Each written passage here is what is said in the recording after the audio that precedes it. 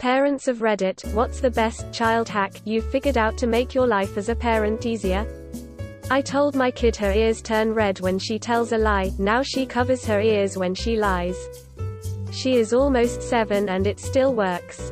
Saw one on Reddit where if you want to enjoy some time undisturbed, tell your kids that you're taking a nap and when you wake up all of you are going to do chores together. They'll want to let you sleep as long as possible to avoid doing housework, so they'll leave you alone to actually nap or do other things like read. If you have a hard time getting them to eat their vegetables, give them before the dinner because that's when they are hungry and will eat almost anything. Give them some carrots and cucumbers in a glass, which is a great snack. Be mindful of how you phrase questions. Example, instead of, "Do you want a hot dog for supper?" ask, "What do you want on your hot dog?" If your kid's a dick, it won't matter. But it will help in most situations. If they are cranky, put them in water. I have teenagers, this is still the method that I use. Even having them wash their hands or face does wonders. To be fair, I do it with my husband too. So really, I guess it's just works for humans. If you threaten a consequence, follow through 100% of the time. Kids will test boundaries at every age, you just have to make it appropriate for their age group.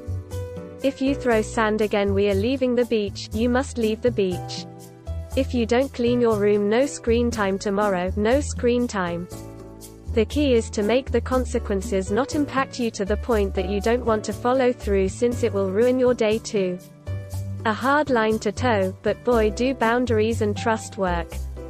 Edit, explained further below. Kids will always test boundaries 100%. But that doesn't mean you go full force consequence every time. This is different than giving a consequence every time. You can explain why you don't want them to throw the sand first. Talk to them about why they threw it. Take them in the water for a bit. But if you threaten to leave the beach once all of those things fail, you have to follow through. A teen breaking curfew once is not a "take away your phone and computer and you're grounded for 3 months" consequence. But maybe the 12th time is. Denny's is where I teach them restaurant etiquette. Zero pressure and light on the wallet. To get a newborn to burp, sit them on your knee, holding them under their armpits, and move their upper bodies in a circle several times. Like a reverse hula move, I guess. I learned it from a neonatal nurse, and it's almost infallible. So much faster and more reliable than regular burping. My kids didn't understand the difference between different days. For example, we'll go to the store in 3 days. So my husband started calling it sleeps. Now we say, we'll go to the store in 3 sleeps. Also, offer a choice. Do you want to put your shoes on first or brush your hair first? It short-circuits their tendency to fight you and makes them feel like they're making their own decisions, which they are.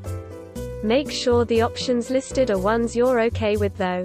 My wife and I came up with a short, unique whistle that both kids knew meant "come here to us."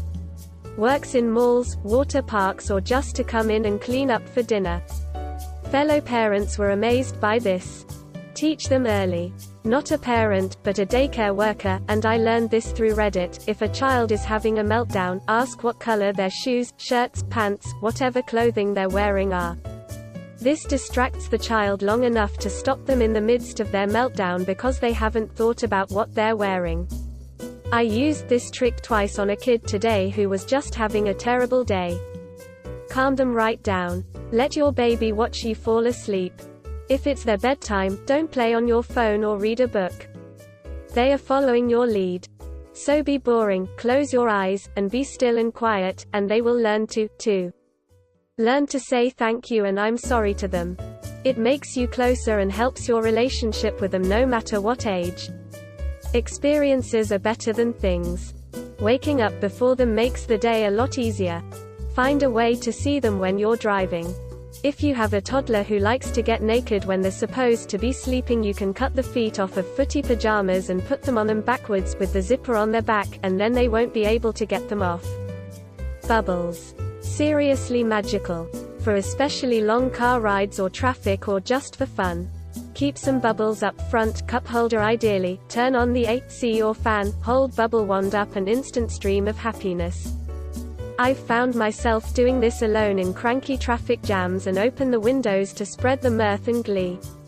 Also, have tiny bubble bottles, like wedding favor sized, and easy to share with others in need out and about. Listen to them. Seriously. They have a lot of good ideas. Teach them how to express their feelings and validate them when they do. Let them be messy sometimes. I'm a neat freak, so this was hard for me at first. Doesn't matter what kind of home you have, just put them in the tub with those bath paints, or tape some trash bags to a kid table or the ground and let them paint. Don't worry about the mess, they will have fun and it's building good memories. This one is kind of mean, but when one of my kids wants something I'm eating, I just say you don't like this, remember. Whenever my son goes to have a snack or a treat, I tell him, let me taste it to make sure it's not poison. So free bites of snacks is cool. Before anyone gets too crazy, he knows it's not real and has actually started taking my food to make sure it's not poison. So it worked for a while. Now it has begun to backfire, like most parenting tricks. When my kids were little, my wife worked at a health club and I would take the kids swimming in the evening. We'd always pack their PJs for their clothes they'd change into after swimming. That way, they got out of the pool, showered, and changed into pajamas. They didn't always go to bed right when we got home, but they were always ready for bed when we got home. It was my wife's idea. When your kid sees something they want, like a toy or game, and you don't want to buy it, tell them to put it on the list. If they're the type of kid that will follow through, then you have a handy list for Christmas or birthdays. If not, then they'll forget about it. Helps avoid arguments in the store because you aren't really saying no. 1. Any food they didn't like was labeled turkey. They are 12 and 8 and only just realized fish isn't turkey. They would always wonder why turkey has so many different flavors and how they like some but not others. 2. Starting as soon as they can walk, ask for help for just about everything. And they will help and enjoy being needed. And when they do tasks and ask for help, help them. They will always help if you teach them to do it as a family instead of an individual task. Clean house. Yes, please. 3. Biggest one of all, listen to them. Everything they say to you is really important to them, no matter how stupid it is. And learn what they like, even if it's boring. This comes in handy when they're older. Mother of 2 teenagers. Don't just listen but ask. Ask questions that can't be answered with a yes or no. Then follow up with a few more questions about the answers given, and before you know it, they are talking to you without trying.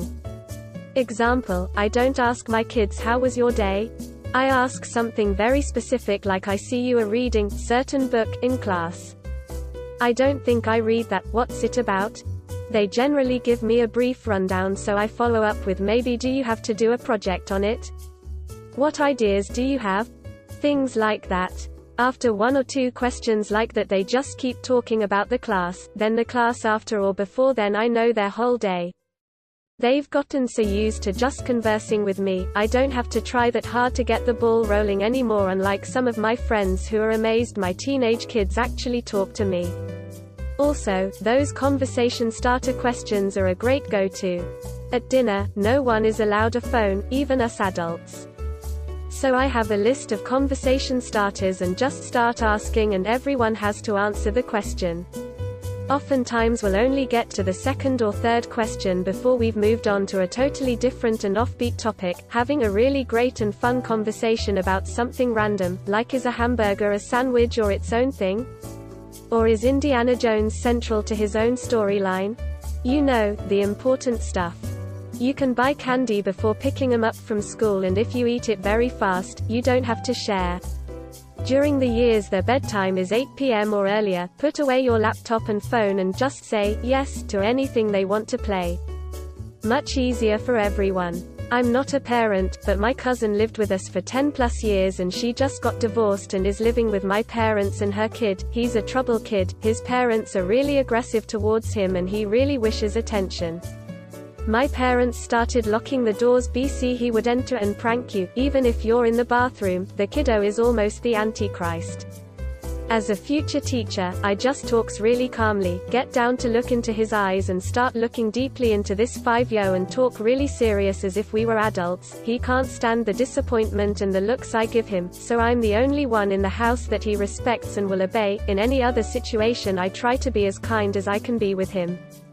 My mother said even when I'm away for uni he says you can't go into my uncle's room without asking him, he'll have a talk with you. My parents and my cousin treat him harshly. I try to make them see how they could easily reach him, but they don't listen. Edit. Thank you for those that said I'm gonna be a good teacher. I just wish I was more around our house to help him. I'm only there 1 weekend per month.